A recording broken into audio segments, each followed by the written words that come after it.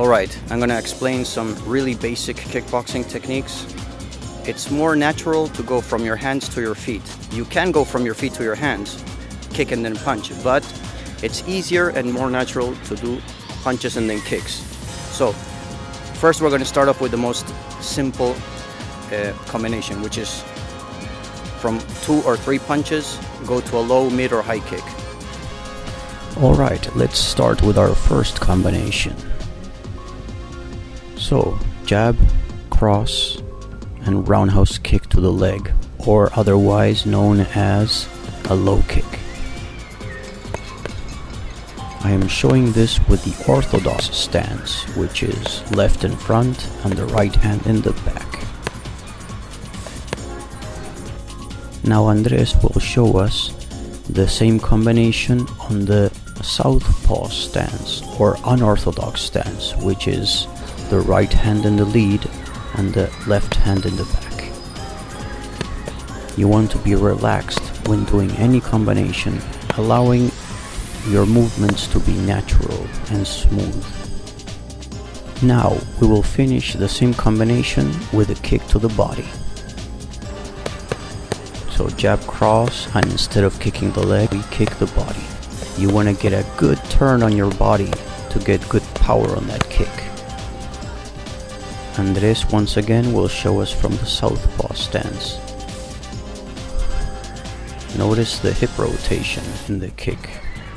It's very important to turn with each movement, with each punch, and finally with the kick.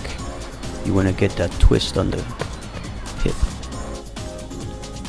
Now finally we finish the combination with a kick to the head. The turning motion of the hip actually helps you get some impulse to get higher, so use that.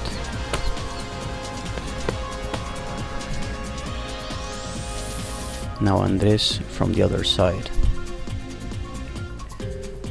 There's a difference you will notice. I don't retract my cross before kicking. Andres does. He punches with both hands, then adjusts and kick. Both ways are correct. Alright, so we saw the first and most basic combination you can do with it, which is a jab, cross, and then a kick, low, middle, or high. The thing is, when you want to get more power on the kick, it's better to actually start with the cross, move on to the lead hand, and then kick. Why is this? If I punch with the lead, then the cross, and then I kick, I don't have a lot of range of motion for the hip, for the kick. The body's already turned because of the cross. So if I start with the cross, and then I use a lead hand for a hook or whatever, the hip will turn back, giving me range for more power with the kick. So now what we're going to do is 2 punches and then kick, but we're going to start with the rear hand, so you can see how the body twists in between each motion. You will feel more power. Alright, now we're going to start punching with the rear hand. Cross, hook, and then low kick. What you have to realize here and notice is with each punch and finally with the kick, there's a shift of the weight from one hand to the other and finally to the leg. You get this by proper rotation of your body. Andres shows us from the other side again. Notice how his body turns. Finally with the kick, it turns again. You're throwing your weight from one side to the other. This, along with a proper rhythm in the combination, allows you to use this weight and apply it into each strike. A proper combination consists of good body mechanics and cadence or rhythm. Now we will do the same combination to the body as we did before.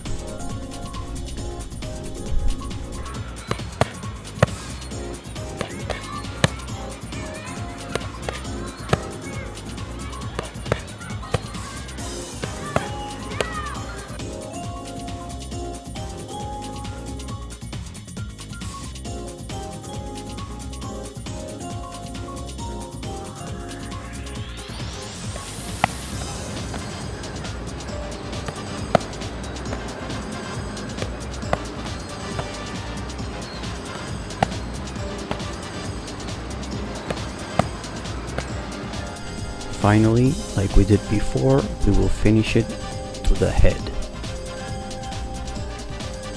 When you do this exercise, this combination, feel the weight shift from one side to the other. Make sure and focus on your body turning.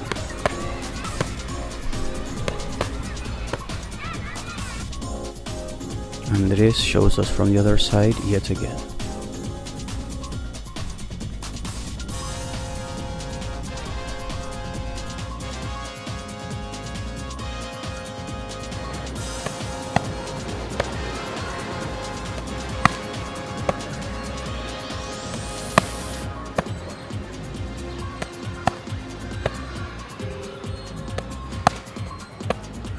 Alright, after we've done these combinations, practice them a little bit, we can start adding more punches before we kick. So we're going to do 3 punches and then kick. You can vary them. I'm going to give you one combination, but you can vary the punches to what you like to use best. The important thing here is that you feel the weight move from side to side as you throw each strike. This is the key. This is what gives you the power and the cadence in the combination. You don't want to be stiff and straight. You want to move your hip from side to side, shift your weight from side to side. You got to have a sense of your body. Okay, let's go. Alright, let's go to our third version of this, where we throw 3 punches: jab, uppercut, hook, and then we kick. Since we're throwing 3 punches, we start with the lead hand. This leaves us finishing the combination with the lead hand again, and our body positioned comfortably for a good powerful kick.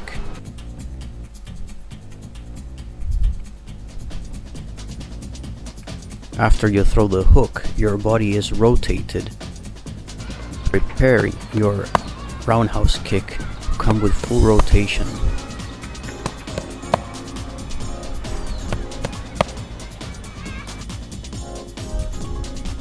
Now we're going to do it to the middle.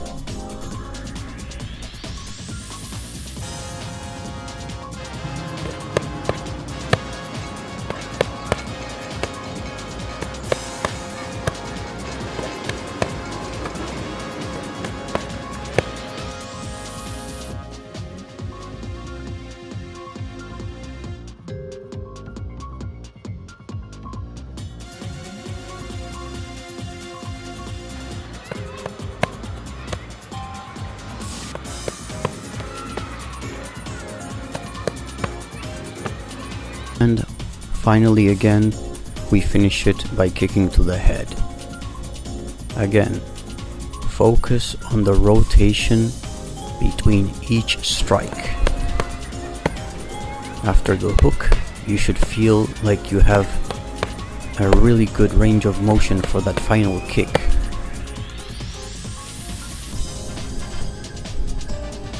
Whatever height you're throwing it at, be it the leg, the body, or the head. If you turn properly with each punch will be very strong and the kick will be very strong. If you do not turn, you will have less power.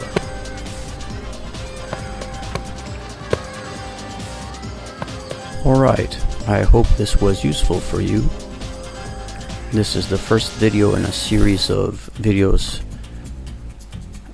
addressing basic combinations for kickboxing and basic techniques. If you enjoyed it and would like to leave me a comment, go ahead.